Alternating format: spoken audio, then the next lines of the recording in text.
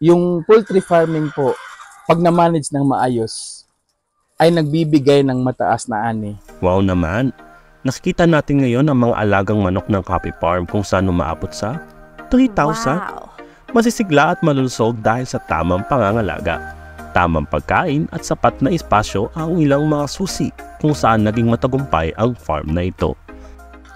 Ako po si Hussein bin Omar Manabilang, isa pong farmer at may-ari ng The Happy Farm dito sa Barangay Piagma, Municipality of Amay Manabilang.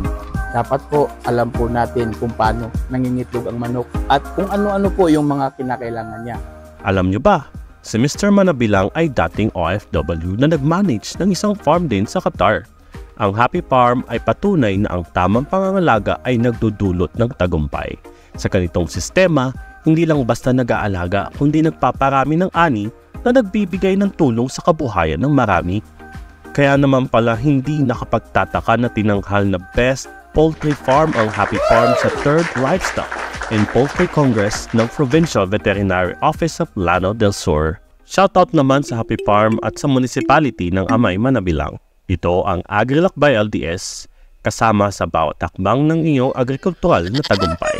Huwag kalimutang i-follow ang aming page para sa mga susunod naming isi-share.